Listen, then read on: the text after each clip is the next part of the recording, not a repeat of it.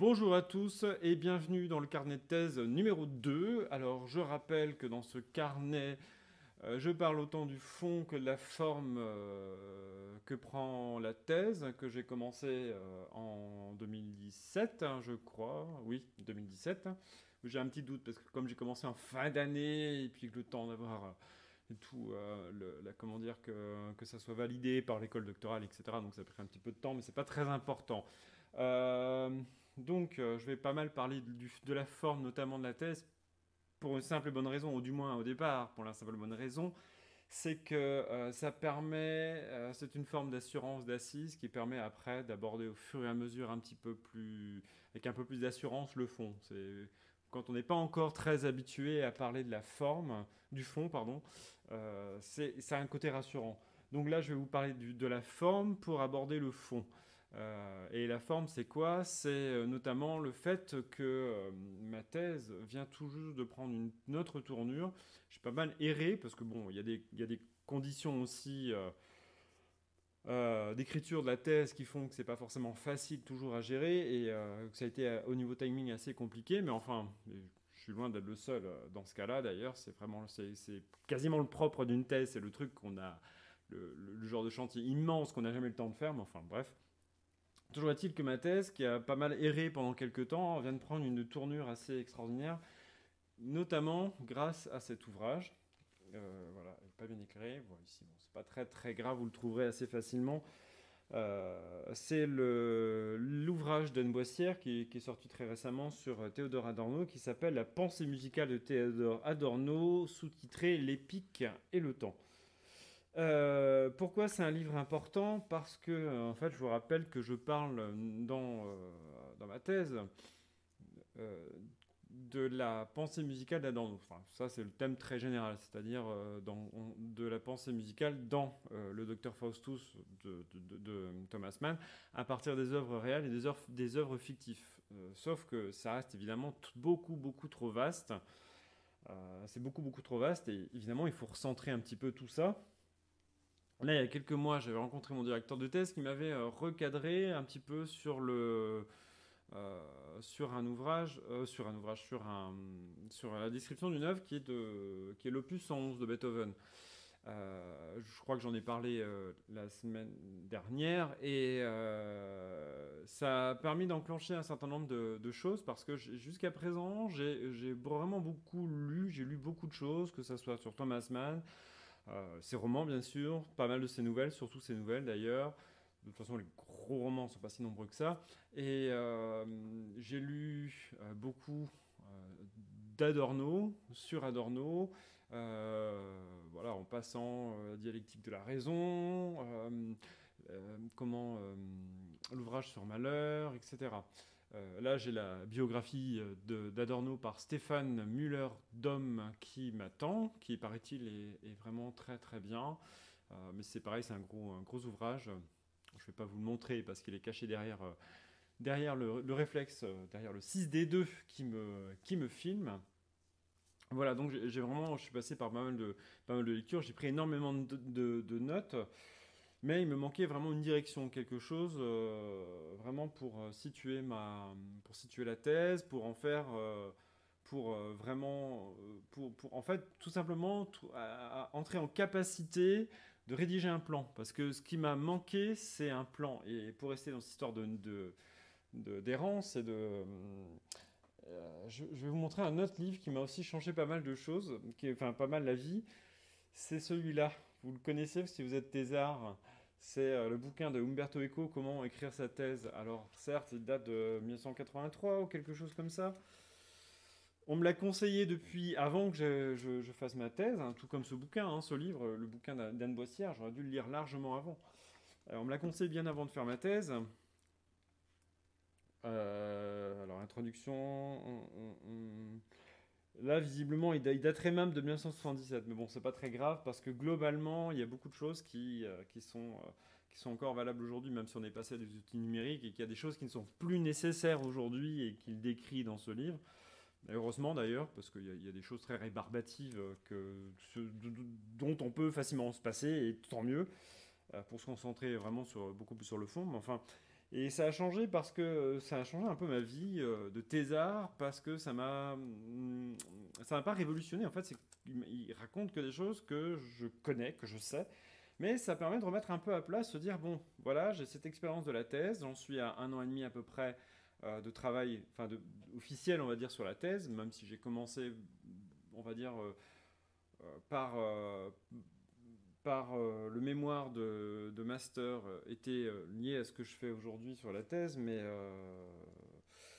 c'est pas non plus la thèse et le sujet n'est pas le même. Voilà, les problématiques ne sont pas les mêmes. Toujours est-il que j'ai acquis des manières de travailler ce qui n'étaient pas bonnes, ça je le savais, mais que j'ai pas pris le temps de remettre vraiment en cause, et ça m'a permis vraiment de changer beaucoup de choses, et notamment sur le fait de se décomplexer, sur le fait de faire une table des matières. Je ne sais pas pourquoi, alors que je savais pertinemment que je pouvais le faire, que c'était faisable, je n'arrivais pas à la faire. Je pense que c'est pas un problème de pas savoir qu'il fallait la faire, je pense que c'est un problème de vraiment s'y mettre, et c'est pas une question de difficulté, c'est une question de peur, je pense. C'est peut-être se confronter, pardon, au fait de ne pas avoir vraiment réussi à cerner encore bien le sujet. Et peut-être que c'était pas faisable avant, et peut-être que justement il fallait la lecture de ce livre pour réussir à cerner suffisamment le sujet pour écrire une table des matières. Sachant que l'idée d'Umberto Eco, c'est bien que la table des matières, elle est mouvante, elle est dynamique, elle évolue. Donc il n'y a aucune raison de ne pas en faire, en fait. Même si j'en ai fait une il y a 1 an qui était pourrie, ben, c'était tant mieux parce que j'en aurais fait une et j'avais quelque chose à critiquer, j'avais un support, j'avais quelque chose auquel m'opposer si nécessaire. Enfin, c'est comme ça que ça évolue, c'est comme ça que les idées viennent, c'est tellement évident, c'est dommage de ne pas y penser. Et je crois que pour l'écriture littéraire, il y a quelque chose qui est à peu près équivalent, je pense aussi, hein. Il y a un moment donné où on ne peut pas être parfait et où il faut écrire, il faut le faire.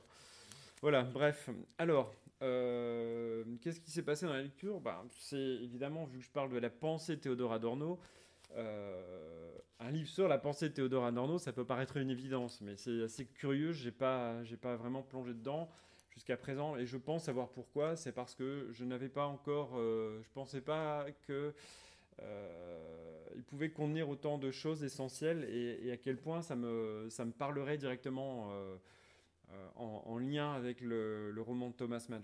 Je pensais pas faire des liens aussi facilement, aussi rapidement. Alors évidemment, il y a tout le contenu après à établir, à mettre en place, mais là, c'est apparu d'une évidence. Voilà, le travail que je vais faire sur le docteur Faustus, évidemment, c'est pas qu'une simple illustration de ce qui sera exprimé, dit dans ce livre, mais n'empêche que c'est vraiment, vraiment inspirant. Notamment, ça m'a permis de faire le lien avec Walter Benjamin et Lukács, j'espère que c'est comme ça que ça se prononce, hein, sinon vous me direz si je me trompe, qui sont deux personnes qui ont pensé le roman et la narration. Alors plus la narration pour Walter Benjamin et le roman pour Lukács, mais c'est intéressant de voir le croisement, la confrontation à leur manière de voir le roman et la narration, et de voir comment elle rentre en lien, et elle rencontre en fait la musique via Gustav Mahler. C'est assez étonnant. Évidemment, Benjamin, à ma connaissance, ne parle pas de Mahler, mais Adorno, comment il arrive à transformer l'idée. Alors, il ne prend pas l'idée de Benjamin pour la transposer chez Mahler, bien sûr, c'est qu'il construit sa pensée en lien aussi avec Benjamin. Euh, qu'il a construit, enfin ils ont construit en parallèle quasiment une certaine pensée, enfin peut-être parallèle c'est peut-être un peu exagéré, mais en tout cas ils ont construit leur pensée avec autonomie, mais en la confrontant quand même, et de voir comment ça se transpose, ça se transforme en fait, c'est pas une transposition, c'est vraiment une transformation, et à quel point ça rentre dans le domaine musical. Et c'est assez fascinant, et de voir ensuite comme une forme de... Il y a de nouveau un passage, en fait le domaine musical de Mahler, c'est une transformation qui ressort ensuite de nouveau transposée dans le roman. Alors évidemment c'est une image, et il faut bien avoir en tête que les écrits d'Adorno sur Mahler sont postérieurs à ce qu'a écrit au roman. Donc évidemment, on peut pas non plus faire les liens directement, mais c'est vraiment fascinant de voir comment la pensée se construit comme ça.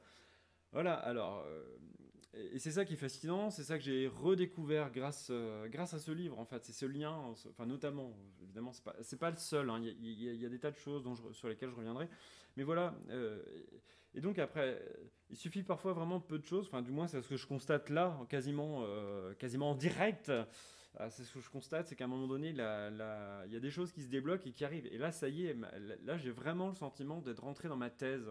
J'ai pas l'impression d'errer à la recherche d'informations, de lecture en lecture, sans vraiment savoir où je vais. Et c'est vraiment une libération totale au niveau de la thèse.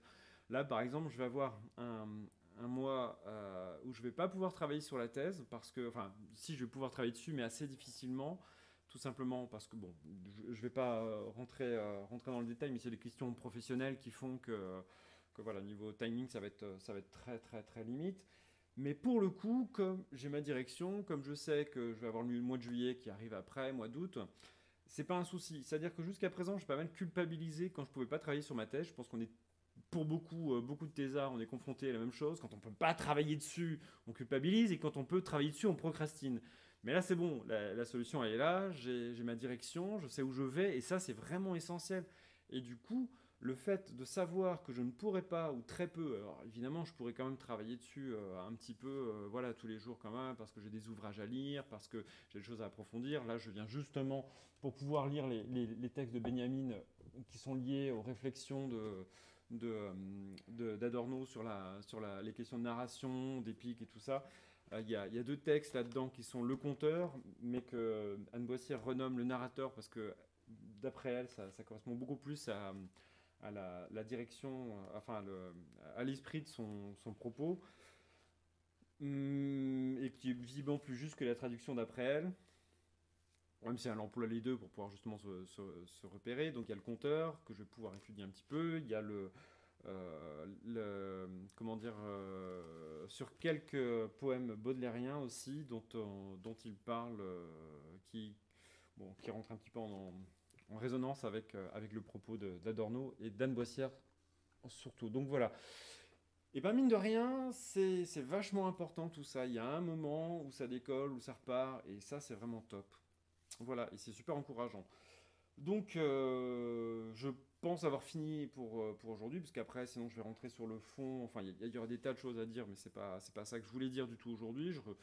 Mais voilà, et pour conclure, je dirais simplement que ce qui est très rigolo, c'est que j'ai commencé cette vidéo en parlant de la forme, disant que ça allait amener sur le fond. Bah, mine de rien, c'est exactement ce qui se passe actuellement. C'est exactement ce qui se passe dans la thèse aussi. J'ai accumulé pas mal de choses, et grâce à voilà, toute cette forme, tout ce qui s'est mis en place, là, on peut rentrer dans le détail. Là, du point de vue de mon discours, face à vous, c'était assez intéressant aussi parce que j'ai parlé de la forme, des conditions, et puis je peux commencer à aborder tranquillement le fond. Donc voilà ce qui est intéressant. Je suis désolé pour les petits bruits. J'ai voulu m'installer sur notre chaise. La dernière fois, j'étais sur un ballon qui a remue, donc ça fait ça. Et là, je suis sur une chaise qui fait ça. Donc c'est pas beaucoup mieux. On s'en fiche en fait, c'est pas très important. Si ça vous intéresse, si ça vous plaît, si ça vous intéresse de m'entendre parler de la thèse, si vous êtes thésard et que vous voulez savoir si vous êtes les seuls à vivre votre drame de thésard, pour vous rendre compte que vous n'êtes pas tout seul, bah, abonnez-vous à la chaîne. Je vais continuer à causer régulièrement là-dessus parce que c'est des vidéos sans montage ou très peu, enfin juste couper un peu au début à la fin, et puis voilà, puis poster, et puis de l'impro sur le sujet, les préoccupations du moment. Et puis voilà, donc abonnez-vous à la chaîne pour suivre ça, mettez la petite cloche, comme ça vous aurez un mail à chaque fois qu'il y aura une nouvelle vidéo. Alors il n'y a pas que ça sur la chaîne, hein, il y a de la vidéo écriture, littérature et tout ça. Je vais reprendre très bientôt, mais c'est pas le sujet, donc je m'étends pas. Donc abonnez-vous, et puis suivez aussi.